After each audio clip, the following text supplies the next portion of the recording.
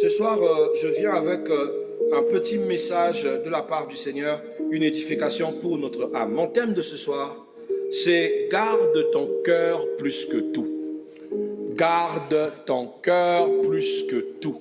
C'est un souhait de Dieu et Dieu ne veut pas que ton cœur soit dispersé. Dieu ne veut pas que ton cœur se perde. Dieu ne veut pas que ton cœur soit mis entre les mains de n'importe qui. Dieu ne veut pas que les circonstances de la vie influencent les battements de ton cœur. Alors il dit, comme parole d'appui ce soir, dans Proverbes chapitre 4, le verset 23, il dit « Garde ton cœur plus que toute autre chose, car de lui viennent les sources de la vie. » Garde ton cœur plus que toute autre chose, parce que par ton cœur viennent les sources de ta vie. Quand ton cœur est persécuté, quand ton cœur n'a plus de paix, quand ton cœur n'a plus la joie, c'est toute ta vie qui manquera de la paix, qui manquera de la joie, qui manquera de l'assurance, qui manquera de tout. Le cœur est le réceptacle qui donne la vie au corps. Non seulement que biologiquement le cœur pompe du sang, c'est-à-dire c'est l'organe motrice qui permet à ce que tous les différents organes supérieurs comme inférieurs reçoivent le sang qui lui permettra de pouvoir s'animer, mais aussi le cœur donne la vie à tout ton corps et à ton existence. Si le cœur promue de très bonnes choses aussi seront votre partage. Qu'est-ce que nous voulons dire ce soir? Vous savez, dans la pensée biblique, le cœur n'est pas seulement le siège des émotions, mais le centre de la volonté, de la pensée, de la foi et des décisions spirituelles. Ce que nous laissons entrer dans notre cœur finit par façonner notre vie, notre relation avec Dieu et notre destinée éternelle. Voilà pourquoi, bien-aimés, nous devons faire très attention à notre cœur, bien l'entretenir, bien l'alimenter, bien lui donner tout ce qu'il faut, parce que notre cœur a besoin de très bonnes choses, d'être bien entretenu. Ce que vous devez savoir, bien-aimés, c'est pourquoi le cœur doit être gardé plus que tout. Pourquoi la Bible tire cet avertissement sur le fait de protéger le cœur. La première des choses, le cœur est la source de la vie spirituelle. Jésus dit dans le livre de Matthieu, chapitre 15, le verset 19, il dit « Car c'est du cœur que viennent les mauvaises pensées. » Les mauvaises pensées qui influencent votre vie, qui bloquent votre chemin, qui bloquent votre existence. N'oubliez pas, la Bible dit ce que je pense, ce que je crains, c'est ce qui m'arrive. Donc ce que tu penses, c'est ce qui va t'arriver. Si tu penses que tu es malade, alors tu seras malade. Si tu penses que tu es bloqué, alors tu seras bloqué. Si tes pensées vont dans le mal, alors tu feras ce mal. Ça veut dire que, bien-aimé, si tu ne protèges pas ton cœur des mauvaises pensées, bien-aimé, celle-ci va s'intoxifier et va te pousser à faire le mal ou va te faire vivre le mal. Donc normalement, quand on parle de celui qui a foi, la foi n'est pas dans la tête, la foi est dans le cœur. Vous devez veiller sur votre cœur pour que les mauvaises pensées ne puissent pas fermer ou étouffer votre foi, pour que les mauvaises influences ne puissent pas tarir l'originalité de ce que vous représentez. Vous devez savoir qu'un cœur corrompu produit une vie désordonnée. Un cœur pur produit une vie alignée avec Dieu. Le cœur est un champ de bataille principal. C'est un endroit où beaucoup de choses se battent, beaucoup de forces se battent. La Bible dit une chose que j'aime bien dans Proverbes chapitre 4, il dit plus que tout, veillez sur vos pensées. Il dit plus que tout, Proverbe 4, 23, veillez sur vos pensées. Alléluia. Parce que l'ennemi attaque d'abord les pensées et les désirs et la foi. Quand l'ennemi veut rentrer dans votre cœur, quand l'ennemi veut vous faire régresser spirituellement, quand il veut vous faire régresser dans votre guérison, bien-aimé, il commence par vos pensées. Et les pensées, bien-aimé, ne viennent pas de la tête, les pensées viennent du cœur. Le cœur s'accélère et palpite, les peurs se multiplient et des instances montrent à votre cerveau pour vous essayer de vous convaincre que quelque chose ne va pas avec vous, que vous n'êtes pas totalement guéri, que vous n'êtes pas totalement transformé, que votre délivrance n'est pas encore en cours. C'est-à-dire que plein de choses vont émaner de votre cœur, des pensées malsaines qui vont venir faire bataille dans votre esprit c'est-à-dire pour évangéliser négativement votre esprit à accepter la condamnation, à accepter la malédiction, à accepter ton sort, à se dire que Dieu vous a abandonné, Dieu vous a délaissé. Voilà pourquoi, bien-aimés, vous devez veiller sur votre cœur, car le cœur devient un champ de bataille principal où le diable souffle de très mauvaises pensées qui viendront vous perturber dans votre foi, dans votre quête. La troisième des choses, bien aimé, vous devez savoir que le salut lui-même commence dans le cœur. Le salut, quand on parle du salut, d'une grande transformation, que quelqu'un a donné sa vie à Jésus-Christ, que quelqu'un appartient maintenant à Jésus, que quelqu'un suit le chemin du Christ, bien aimé, ce n'est pas avec des simples paroles, ce n'est pas avec des simples actes, ça émane d'abord de son cœur.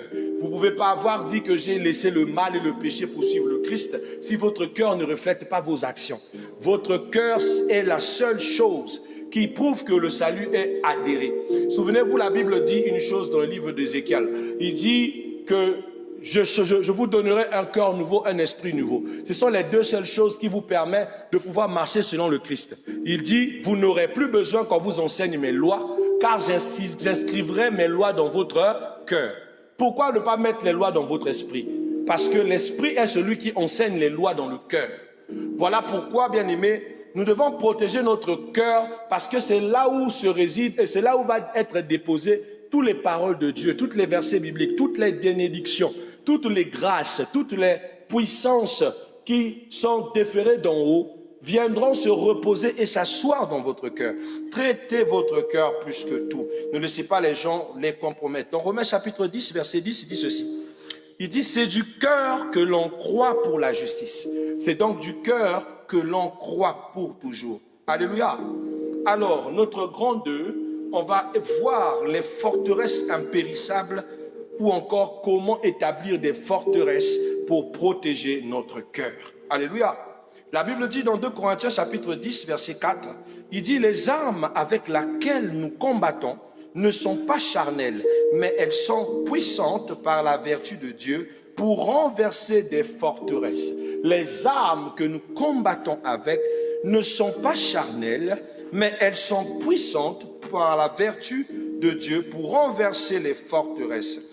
Une forteresse spirituelle peut être soit une prison mentale, peur, doute, péché, soit une citadelle divine construite par la parole, la prière et la foi. Donc tu dois choisir qu'est-ce que tu bâtis dans ton cœur. Est-ce que tu établis une forteresse de la peur, de la crainte, du péché, une forteresse où tu te vois toujours perdre, une forteresse où tu te vois toujours malchanceuse, une forteresse où tu te vois toujours malade, où tu es en train de bâtir une forteresse divine, une citadelle construite par la parole, la prière et la foi, une citadelle où tu bâtis l'exaucement, la réussite, l'assise, l'accomplissement, la vie avec Christ, la démonstration des choses puissantes. Et ça, tu peux le choisir. Alléluia. Alléluia. Car Dieu nous appelle à bâtir des forteresses saintes pour protéger le cœur. Car vous devez protéger votre cœur pour que le malin ne puisse pas venir prendre le dessus sur votre cœur. Alléluia. Donc la première des choses, la première forteresse que vous devez bâtir pour que votre cœur soit protégé, c'est la forteresse de la parole de Dieu. Bien-aimé, c'est une chose qui doit rester inébranlable, même si le vent souffle, ipto facto, la parole de Dieu doit être bâtie dans votre cœur. Alléluia. La Bible dit dans le livre des Psaumes, chapitre 119, verset 11, il dit, je serre ta parole dans mon cœur, afin de ne pas pécher contre toi. David donne un modèle, un message pour aider les gens à ne pas tomber dans le péché, tomber dans le doute, tomber dans l'amertume, tomber dans plein de pièges du diable. Il dit, je serre ta parole dans mon cœur. Vous avez donc besoin de méditer la Bible, de la lire, de l'appliquer, de l'appliquer dans votre existence pour que celle-ci reste en permanence. Comment l'établir? C'est très simple. La lecture quotidienne et méthodique de la parole de Dieu, une méditation profonde vous aidera à bâtir votre foi. Alléluia. La confession verbale des Écritures, l'enseignement sain et équilibré de la Sainte Écriture vous aiderez aussi, bien-aimés, à établir la parole dans votre cœur. Alors, quels seront les effets? Vous aurez des effets merveilleux dans votre cœur. La parole deviendra un mur contre le mensonge. Elle éclairera les pensées et corrigera les motivations. Parce que la parole est là. Toutefois que les mauvaises pensées viendront, la parole de Dieu viendra les étouffer. Toutefois que la peur viendra, la parole de Dieu viendra les étouffer. Toutefois que le vent soufflera, la parole de Dieu viendra pour les renverser. Voilà pourquoi vous avez besoin de pouvoir établir cette première forteresse qui est la forteresse de la parole. Ne laissez pas la Bible au pasteur. La Bible, bien aimé, c'est votre plus fort instrument. C'est votre plus fort partenaire. C'est tout ce qui vous donnera, c'est l'épée qu'on appelle par l'épée de la parole dans Éphésiens chapitre 6, qui vous donnera la victoire contre vos oppresseurs. Alléluia. La deuxième des choses que vous devez bâtir comme forteresse, c'est la forteresse de la pureté de votre cœur. Bien-aimé, la pureté de votre cœur est nécessaire. Bien-aimé, la pureté est même la santé de votre cœur. Votre cœur ne doit pas être regorgé de noirceur. La Bible dit dans Matthieu chapitre 5, verset 8, il dit « Heureux ceux qui ont le cœur pur, car ils verront Dieu ». Si votre cœur manque de pureté, votre vision spirituelle va s'éteindre. Si votre cœur manque de pureté, votre portée spirituelle va diminuer. Si votre cœur manque de pureté, bien-aimé, vous aurez du mal à voir Dieu.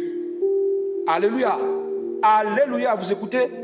Voilà pourquoi les béatitudes disent « Heureux ceux qui ont le cœur pur, car ils verront Dieu ». Ils verront Dieu dans deux axes, dans le royaume de Dieu, mais aussi sur cette terre. Soignez votre cœur, gardez votre cœur dans un état de pureté. Comment faire pour garder le cœur pur? Quelles sont les prédispositions à faire? La première des choses que je vous conseillerai, c'est de refus conscient du compromis. N'acceptez pas le compromis avec le mal. N'acceptez pas le compromis avec le péché. Le compromis avec la chair. Non, comme c'est un système, je dois payer les gens. Non, comme le monde marche par la corruption, alors moi je dois me corrompre. Non, comme maintenant les hommes abandonnent les sœurs parce que les sœurs ils ne veulent pas des sœurs qui leur disent pas de rapport sexuel hors le mariage, alors je dois me compromettre. Non, bien-aimé. Si tu acceptes les compromissions, alors c'est les mêmes compromissions qui vont briser ta pureté, mais aussi qui vont aussi emmener des volatiles qui viendront juste bitumer ta vie et partir. Ce qui est compromis n'a plus de valeur. Ce qui est compromis n'a plus de valeur. Imaginez, vous allez acheter, par exemple, à la boutique, un iPhone 17. On vous dit que le iPhone 17 est peut-être à 1 300 000, je ne sais pas combien, je ne connais pas son vrai prix. Mais on dit qu'il est à 1 300 000. Et vous venez à la boutique, vous dites par exemple au vendeur, bon, la compromission, c'est que je veux de l'iPhone, mais je n'ai pas d'argent. Alors je vais vous donner mon corps. Alléluia. Et c'est ce qui se passe avec les jeunes filles actuellement. Alors ils livrent leur corps pour l'iPhone 17. Alors le monsieur lui dit, bon, une fois c'est pas possible, mais si vous voulez que je vous donne l'iPhone 17, donc donnez-moi votre corps au moins 17 fois. 17 fois après signature, vous recevez l'iPhone 17. Et c'est comme ça que beaucoup de jeunes filles tombent dans ce genre de tralala. Pour eux, leur compromission, leur corps valent une affaire de 17 fois d'être couché. Et 17 fois d'être couché pour l'iPhone 14 ou que 17, pour elle, va 1 300 000. Mais pourtant, il y a quelqu'un d'autre, excusez-moi, qui va aller jouer à Paris Foot avec 300 francs, mais qui va les gagner au moins plus de 10 millions. Va gagner 8 millions pour un pari de 300 francs, pour un pari de 500 francs. Dieu vient de montrer le paradoxe, que ce que tu pensais, que ça a plus de la valeur, mais en fait, ça ne vaut absolument rien. Les compromissions te rendront nul. Et le pire dans cette compromission, le même iPhone 17 que tu as acheté, que tu as donné ton corps pour ça, qui valait 1 300 000, en une année, va commencer à perdre son prix chaque 3 mois. Chaque 3 mois, il se dévalue. 1 200 000, 1 700 000. Celui qui a 900 000 le prend. Celui qui a 400 000 le prend. Vous entendez? Jusqu'à ce que vous ayez l'impression d'avoir donné votre corps pour rien. De vous être compromis pour rien. N'acceptez pas la compromission. Bien-aimés, la deuxième des choses que vous devez établir, c'est la repentance rapide et sincère. Quand vous sentez que votre cœur est souillé, repentez-vous rapidement et soyez sincère dans votre repentance. Ça va vous aider à nettoyer votre cœur, à purifier votre cœur de toutes les mauvaises semences qui y résident. La troisième des choses, la discipline dans les regards, les paroles et les relations. Ce sont des choses que vous devez redynamiser dans votre vie. La discipline dans le regard, dans la manière de voir, dans la manière de regarder. Alléluia. Dans les paroles et les relations. Ça va vous permettre de protéger votre cœur. Vous savez que tel ami est une personne de vie assez malsaine. Vous l'évitez. Vous savez que telle chose est une chose qui est en train de vous perdir. Coupez-le. La Bible dit, si vous voyez que l'un de vos membres vous tend à aller vers le mal, ben coupez-le. Appliquez ce principe. Mettez du disciple-là et vous verrez de grandes choses. Quels sont les effets, bien-aimés, de la deuxième forteresse? C'est que vous aurez un cœur pur. Vous discernerez mieux la voix de Dieu et la communication avec Dieu deviendra profonde et stable. Vous allez donc avoir une très belle communication avec l'Éternel. Amen. Troisième forteresse que je vous recommande ce soir, c'est la forteresse de la foi vivante. La forteresse de la foi vivante. Alléluia. 2 Timothée chapitre 1 verset 14. Il est écrit, garde le bon dépôt pour le Saint-Esprit. Garde le bon dépôt pour le Saint-Esprit. Par le Saint-Esprit. Comment et qu'est-ce que cela consiste? La forteresse de la foi vivante, c'est celle qui ne se tarde pas que par des spéculations, mais celle qui tarde, qui va dans les actions, dans la vie. Pas le genre de foi qui croit 2 minutes sans auto-réagir, mais une foi active qui applique et qui vit des résultats très dynamisés. C'est-à-dire, vous dites une chose, vous le croyez, vous l'appliquez, vous ne reculez plus, car vous savez que vous aviez été sauvé, que vous l'avez reçu. Car la Bible dit dans Marc chapitre 11, tout ce que vous demanderez en mon nom, croyez que vous l'avez déjà reçu et vous la verrez ça accomplir. Comment l'établir dans votre vie? Alors c'est simple, la première des choses, se rappeler régulièrement des œuvres de Dieu. C'est la première chose que vous devez faire. Rappelez-vous des œuvres de Dieu. Rappelez-vous de là où Dieu vous a prise et de là où vous emmenez. Rappelez-vous que Dieu vous a déjà guéri, vous a déjà sauvé, vous a déjà délivré une fois. C'est déjà une base, un pas important pour évoluer, pour grain up. Alléluia. La deuxième des choses, résister activement au doute. Ce n'est pas souvent facile. Des fois, on ne cherche pas le doute. Mais le doute essaye souvent de s'immiscer. C'est le mode d'emploi du diable pour essayer de le mettre dans notre tête. Mais chaque fois que vous l'avez, ayez le comportement de Pierre ou de Jésus qui disait « Arrière de moi, Satan ». Chassez ce mauvais esprit, résistez au doute, chassez-le. Car la Bible dit « Résistez au diable et il fuira loin de vous ». Alléluia. La troisième des choses, marchez par la foi et non par la vue. Ne laissez pas votre vue spécifier votre vie. Bien-aimé, je m'en souviens que j'avais reçu une forme de maladie qu'on appelle Mwanza dans le service. On m'a jeté un sort et quand je remarque, j'étais rempli de pustules. Tous ceux qui me voyaient avec des boutons de sort. Je suis allé à la douche, j'ai dit Seigneur, je n'ai rien fait. Je suis venu travailler, on m'a jeté ce sort. S'il te plaît, purifie-moi. J'avais une bouteille d'eau maillot à l'époque. J'ai prié et j'ai frotté l'eau maillot sur tout mon corps et je reportais mes habits. J'ai dit Amen, j'ai guéri. Vous savez, je suis reparti m'asseoir et les boutons avaient totalement disparu. Toutes les apparitions de ce Mwanza avaient disparu. Quelques minutes plus tard, je remarque sur mon bras droit, je suis en train de voir sur mon bras droit des apparitions cutanées de cet effet. Bien aimé, ma vue a vu, mais ma foi a dit tu as menti. Parce que Dieu a déjà annulé ton sort. Les gens ont vu, les gens ont aussi témoigné que tu n'étais plus sur ma peau. Je dis tu as menti au nom de Jésus. Et je suis resté focus sur mon travail. Pendant que je travaillais, je sentais mon corps un peu picoté là. Après, stop, plus de picotement. Plus du tout de picotement. 10 minutes plus tard, j'entends le DG derrière crier « Ah, ah, ah !» C'est-à-dire « Back in center », retour à l'envoyeur.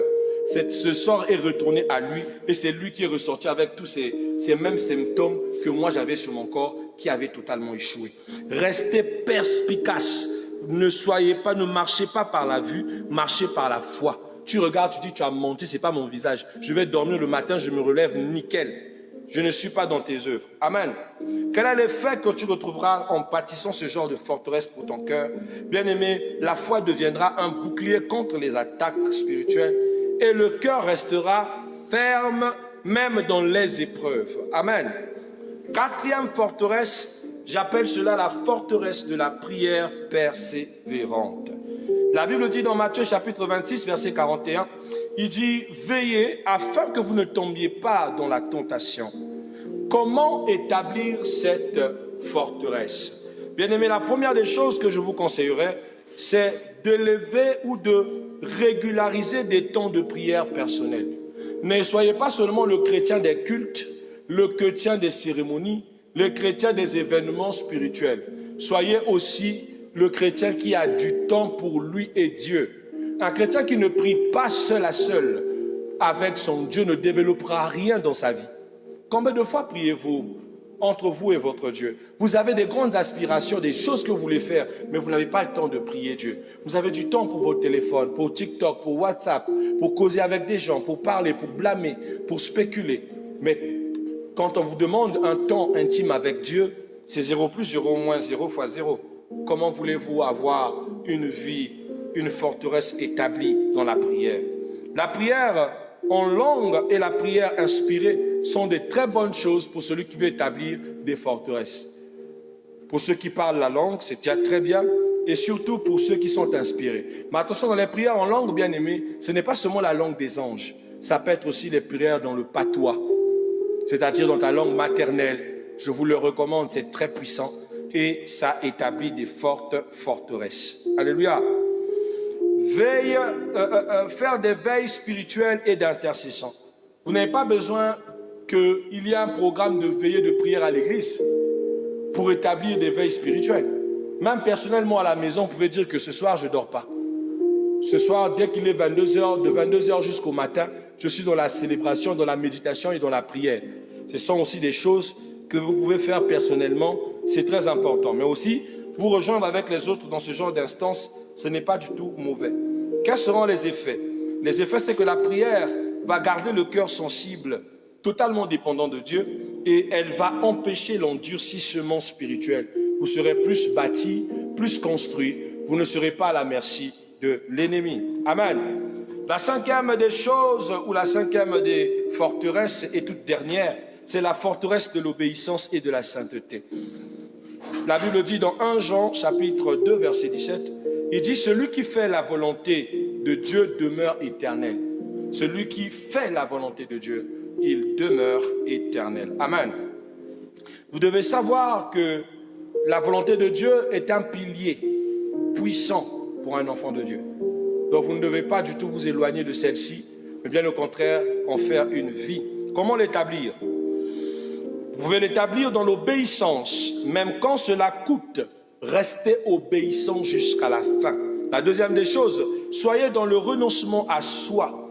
Ça va vous aider à pouvoir bâtir. Parce que celui qui obéit à Dieu ne peut pas obéir sans renoncer. Parce que l'obéissance à Dieu appelle toujours que tu abandonnes quelque chose, ou que tu refuses quelque chose, que tu laisses un temps, ou que tu délaisses quelque chose. Voilà pourquoi, bien aimé, vous devez appliquer le renoncement de soi. Et une vie séparée pour Dieu, c'est-à-dire une vie à part, une vie consacrée, une vie dédiée à Dieu, vous donnera la possibilité d'établir cette forteresse qu'on appelle la forteresse de l'obéissance. Son effet, c'est que l'obéissance va protéger le salut, elle va rendre le cœur fort et inébranlable. Amen. Alors, qu'est-ce que nous pouvons encore dire? On peut aussi parler, par exemple, de ce qui détruit les forteresses du cœur. Ce sont des choses que vous devez éviter. Parce qu'une fois établies, il y a des petites choses qui viennent souvent les persécuter. On a parlé des compromis spirituels répétés. On a parlé de la négligence de la prière, qui sont des choses qui vont laisser votre cœur à la merci du diable. On parle aussi des mauvaises compagnies ou des mauvaises fréquentations spirituelles. Celles-là aussi brisent vos paramètres, donc vous devez les éviter. Alléluia. Alléluia. La Bible dit dans 1 Corinthiens chapitre 15, 33, il dit les mauvaises compagnies corrompent les bonnes mœurs. Donc, évitez aussi les enseignements non bibliques. Il y en a tellement trop. Il y a des gens qui viennent donner des stratégies de prière, je ne sais comment, des dimensions spirituelles d'ouvrir le pouvoir astral. Faites attention. Les mauvais enseignements qui ne sont non bibliques, il faut les mettre de côté. Parce que ça brise aussi votre forteresse. J'ai une sœur qui m'a partagé hier, que Dieu la bénisse. Elle me parlait d'elle, quelque chose qu'elle a expérimenté. Elle avait écouté une mauvaise prédication et cette mauvaise prédication lui a donné un mauvais esprit. Faites attention. Il y a certaines personnes qui sont enfants de Satan, qui viennent parler de la part de Jésus, mais des choses qui brisent et des choses qui livrent à Satan. Donc refutez cela et rejetez cela pour votre propre salut et pour votre propre bien. Amen. Alléluia. Voilà, évitez aussi l'amertume et le manque de pardon. Ce sont des choses qui brisent les forteresses. Ne sombrez pas dans l'amertume, soyez libres à pardonner. Donc en définitive, que pouvons-nous dire par rapport à notre thème de ce soir? Que garder son cœur n'est pas une option, parce que nous sommes enfants de Dieu. C'est une responsabilité spirituelle, vitale, car celui qui bâtit des forteresses impérissables par la parole, alléluia, par la prière, la foi et la sainteté, bien aimé, il protège sa relation avec Dieu, conserve la pureté de sa foi, demeure ferme jusqu'au point final, il s'assoit sur ce qui ne sera jamais détruit. Conservez cet esprit dans votre cœur. Dans 1 Thessaloniciens chapitre 5, verset 23, qui nous dit que le Dieu de la paix vous sanctifie lui-même tout entier jusqu'à l'avènement de notre Seigneur Jésus-Christ. Parole du Seigneur Tout-Puissant.